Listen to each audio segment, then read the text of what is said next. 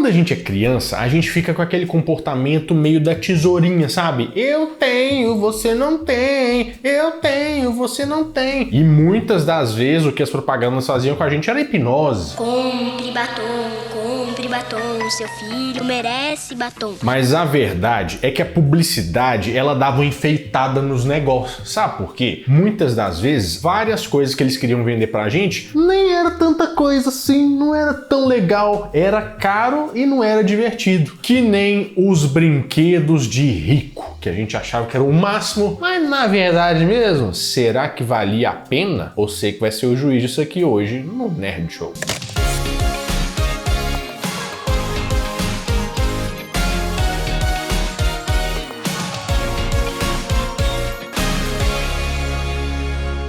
Fala, meus queridos amigos, como estão vocês? Vocês estão bom, né? Você sabe que você é uma perfeita pessoa para esse vídeo aqui, né? E eu posso saber por quê? Porque você é a pessoa que estudou pobriologia no cerne da questão e você com certeza vai ver se o negócio valia a pena ou não valia. Eu tô tentando entender se isso é um elogio. É uma constatação. É muito engraçado que a maioria dos brinquedos que vinham aqui pro Brasil, que eram muito caros, eles tinham a ver com eletrônica. E era sempre alguma coisa que fazia uma coisa diferente e tal, e muito disso por causa da lei de reserva de mercado, que aqui o Brasil ficava impedido de importar eletrônico, tecnologia, etc. E as empresas tinham que fazer suas próprias coisas aqui, muitas vezes sem importar essas coisas de fora. E foi aí que aconteceram vários brinquedos e que também os preços foram lá na lua. Foi aí que a Estrela e a Tectoy, as aqui, ó, 200 metros rasos, nadaram de braçada. E tinha muito brinquedo antigamente que eram animatrônicos. O que eram? Eram uns bonequinhos que mexiam, faziam um monte de coisa. Por acaso, você se lembra ou conhece o Ted Ruxpin? Quem? É o Ted Ruxpin, o urso que fala de verdade. Oi, meu nome é Ted Ruxpin. Podemos ser amigos? Eu adoro falar com gente. Ted Ruxpin? Mas não tem um Ted Ruxpin? Acho que sim. Tenho quase certeza, isso aqui com certeza deve ser ele de bigode disfarçado para não pagar direitos autorais. Eu tenho quase certeza disso. Basicamente, era um brinquedo que ficou na cabeça das crianças, porque era um ursinho que mexia os olhos, você colocava uma fita cassete dentro dele, ele contava histórias para você dormir. Pensa que legal é isso, né? Mas assim, pensa no preço que seria isso aqui também. Ele fez muito sucesso nos Estados Unidos e foi trazido aqui pro Brasil, mas onde tiveram algumas pessoas falando que não valia muito a pena, porque ele tinha um problema com a fita, o negócio ficava engasgando lá dentro. No final das contas, a gente sabe que quando você promete a propaganda lá falando, ele vai contar histórias pra você, é sempre ele, e ele trava os olhinhos e quebra a peça, e depois você vai ter muito problema pra repor essas peças de qualquer forma, né? É um grande problema. Imagina você gastar seu rico dinheirinho pra um urso gago. Urso gago que come pilha. Outro exemplo desse ramo é o robô Arthur. Você lembra desse brinquedo?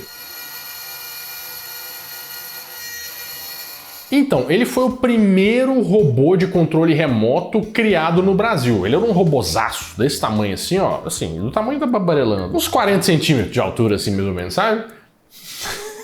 E você ficava com o controle e ele ficava assim, ó.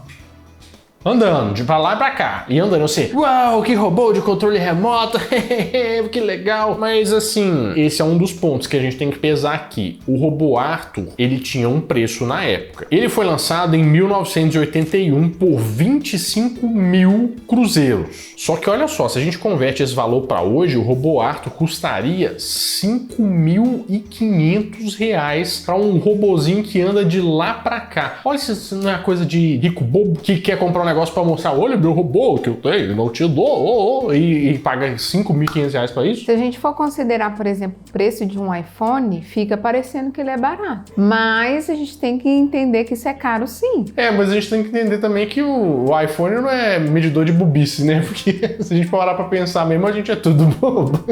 Então o iPhone é medidor de bobice sim. É verdade. Ele só prova o tanto que a gente é bobo. E o tal do ferrorama? Você lembra do ferrorama? Minha infância. Realize para o seu filho o sonho que você sempre teve. O ferrorama, ele virou uma grande febre aqui nos anos 80, porque toda criança, o sonho da criança era ter um ferrorama. Nossa, mas era bom demais ter um ferrorama, eu preciso ter um ferrorama. E, na verdade, assim, o que o ferrorama fazia de fato? Babarelando? Rodava e você ficava olhando. Você constrói o trem, você põe os trilhos. Aí você aperta o botãozinho e ele fica lá, tchu, rodando. Aí ele fica rodando, né? E ele roda, ele tem aquela função que ele roda também. Tipo o Autorama, que também você põe os carrinhos lá naquele circuito oval e ele fica assim, você aperta o botão. Eu não vejo tanta utilidade pra ele ter custado, assim, colocando em parâmetros de hoje, R$1.100, Babarelão. O negócio é que a premissa é boa, É muito a boa. propaganda é boa. É ótima propaganda. Mas quando chega a sua vez, você fala assim, pois é, só isso. É que nem aquele parque do Tubarão, aqueles negócios da Hot Wheels que você põe um carrinho assim, ele desce, faz a pista e passa e acabou. E não faz mais nada, você não tem o que brincar mais. Até se você for pensar, isso vale pro Lava Rápido também. Porque não sai água sozinho, não roda nada sozinho. Isso vale pra um monte de coisa, né? Aquele negócio da Eliana mesmo de fazer sorvetinho, e você não comia aquele sorvetinho lá, né? Não, aquilo era uma palhaçada. Você lembra como é que funcionava, né? Lembra, você tinha que pôr, ele tinha sal, né? Você colocava gelo e sal dentro de um cilindro, aí colocava esse cilindro na máquina, colocava suco no recipiente e ficava rodando aquilo. Você já viu aquele sorvete que o povo faz na chapa hoje em dia, que fala que é R$1 milhão? Veio a inspiração aí, ó, do sorvetinho da Eliana. Mas o Autorama era meio de brinquedo de Playboy, que era melhor na propaganda. Nossa, gente, mas eu vou te falar, quando a gente compra um trem e ele é meio mequetrefe, assim, tipo, não tem função, não serve pra nada, é ruim, né? Porque parece que é volante de futebol, que não faz nada direito, ele não joga de um lado, não joga do outro, tem que ser um negócio assim, ó, polivalente, que dá com tudo. Por exemplo, os produtos da Insider, que com certeza você consegue usar tanto num casual, tanto para você ir numa academia, para você dar aquela saidinha de noite e de um jeito totalmente confortável, né? Janeiro já foi, você já fez suas metas, agora é hora de você dar continuidade. Então faz o seguinte, ó, dá uma olhadinha no site da Insider, que eu tenho certeza que são roupas que vão te acompanhar por vários e vários anos. E isso vai durar pra caramba. E com uma coisa bem legal, porque é o seguinte, usando o cupom NERDSHOW, você recebe 20% de desconto se você for um comprador novo, um novo cliente, e 10% de desconto se você é um cliente recorrente. Mas olha só que legal, se você usa o cupom do NERDSHOW, vá lá no site da Insider, tem até um descontinho no Pix pra você pagar. Faz o seu carrinho de compras lá, coloca tudo que você quer, até t-shirt, essa camiseta que desamassa no corpo, que é uma delícia, que não desbota. Usa o cupom NERDSHOW que você vai pagar um preço bem legal. Fechado? Vou deixar o link aqui na descrição, vai lá, faça o seu pedido. Agora, se tem um que era melhor na propaganda do que na vida real, que foi vendido pra gente como uma coisa assim sensacional, era o tal do Pense Bem. Você já viu algo parecido? Não, é um brinquedo. Muito mais que isso. Os livros têm as perguntas e pense bem as respostas. É um computador? É como se fosse o seu primeiro computador. Estavam começando aquela era da informática e tudo que era da informática era legal, né? Oh, meu Deus, o quê? Informática? Nossa, você está navegando na web? Começaram a aparecer os primeiros notebooks, claro que lá nos Estados Unidos, né? Porque aqui demorou muito para chegar. E eles queriam fazer um computador infantil. Teve o negócio do PC da Xuxa, né? E teve também o computador infantil que era o Pense Bem. Só que na nossa cabeça, se você parar pra pensar assim, ó, o Pense Bem pelo comercial era um supercomputador. Ele te ensinava inglês, matemática, não sei o quê. Mas na verdade mesmo ele era um reprodutor do livrinho dele, né? Era um gabarito. Tinha questão. Ah, não sei o que, não sei o que. E se respondia. Aí se tivesse certo no livrinho, você colocava. Isso aqui é o mesmo princípio daquele churrasco coreano que você mesmo faz o próprio churrasco, meu Barilão. É verdade. Você paga caro pra você mesmo fazer o negócio. Aí teve versão da Disney, teve versão animais, teve um monte de versão. E na verdade mesmo, esse brinquedo feito pela Tectoy, ele é só uma versão de um brinquedo dos Estados Unidos, que se chama Start Smart, que o pessoal gosta de fazer esse negócio, né? Vê lá e fala assim, ah, vamos fazer isso. O Gênios mesmo, meu Barilão? Eu nem sabia. O Gênios, ele é dos Estados Unidos, ele tem um que chama Simons. Não o Gênios, é o Simons. Então, levando em consideração tudo que você falou, né, do Pense Bem, pode achar um e me dar de presente, que eu sou louca com um. Não estou falando aqui não da nostalgia, mas se você parar pra pensar bem, assim, pra brincar mesmo, uma massinha, uma geleinha era mais divertida do que eu Pense Bem. Aí você tem razão. Agora teve uma época também que o pessoal ficou muito maluco com a era do videogame, né, com a Power Glove. Você lembra da Power Glove? The Power Glove for your NES. Now you and the games are one. Isso aqui, pra mim, era o auge do eu preciso vender um rim e a minha mãe pra comprar uma Power Glove. Ou segundo eu, né, que acreditava antigamente que o cartão de crédito você podia comprar qualquer coisa.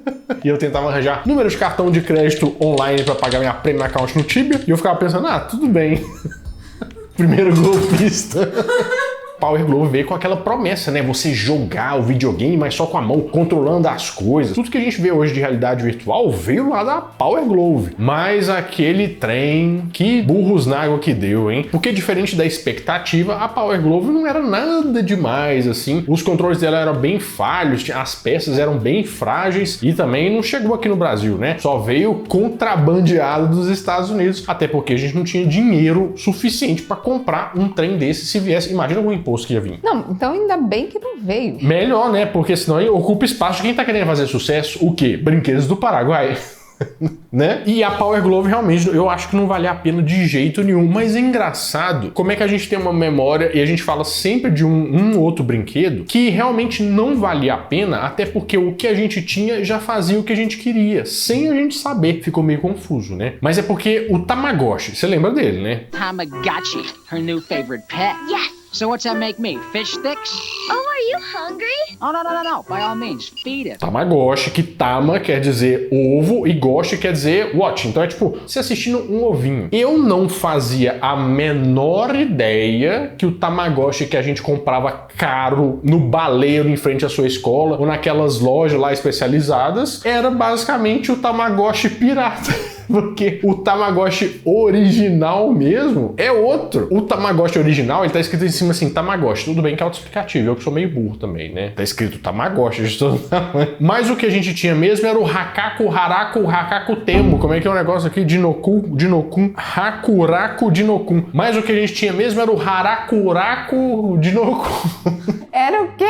Paragumaru, Tinimiruaru, né? Aquele negócio. Que esse verdinho aí, gente. Eu sempre achei que o original mesmo era esse Hanaku Haku Taku Taku no tom.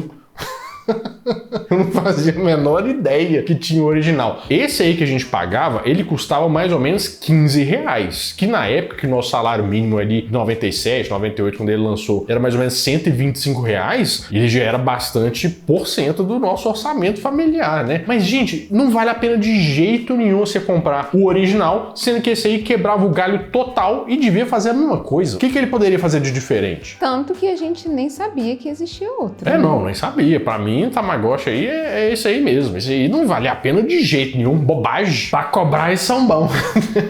Mas se tem um tipo de brinquedo que me dava, assim... Na época eu já pensava que era bobagem. É brinquedo que faz só uma função. Por exemplo, lá nos anos 90, teve um boneco do Elmo que ele fazia o quê? Basicamente, ele ria. Você fez cosquinha no Elmo?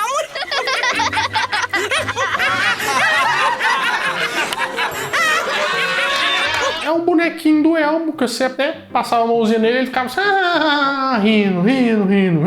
Mas e aí? Renato, longe de mim querer discordar de você e tal, essas coisas, né? Mas ele pelo menos ria. O que os seus outros 400 bonecos que você tem fazem? Eu estou excluindo os Power Rangers, que pelo menos eles viram a cabeça. Exatamente, mas é porque eles usam a imaginação, meu brano. Porque são bonecos de ação em que você pensa neles aventuras. O Elmo é um boneco desse tamanho fofinho que não dá pra você bater num dragão, não dá pra você ir com eles em exploração ao sol. Você tá entendendo? A imaginação fica limitada. Não é só você imaginar isso com ele? Com o Elmo? Que é isso, gente? Fica assim, o Elmo foi lá e derrotou o dragão. Não é a mesma coisa. Agora, o Ciclope dos X-Men, com certeza ele faria isso, entendeu? E eu fiquei lembrando de um brinquedo também, que é o Guru do Gugu. Vocês lembram dele? O Guru do Gugu. Era legal pra chuchu. Eu disse que era legal pra chuchu. E que se apertava ele e falava, sim, talvez. Só que teve uma evolução disso que também fazia algumas coisas que supostamente ia aprender línguas, que era o Furby. Você lembra dele? Oh, I love you, Beth. Está permitido falar que o Furby parece muito com os Gremlins? Parece muito. Tipo, vamos dizer que até judicialmente parece. São os gremlins coloridos. São os Gremlins coloridos com olhinhos digitais que ficam fazendo expressões assim. Eu não pagaria esse valor desse trem, não. Você pagaria, Bruno? Era o meu sonho. Não, era o nosso sonho. Mas você imaginando hoje, você compraria? Se eu tivesse dinheiro, sim.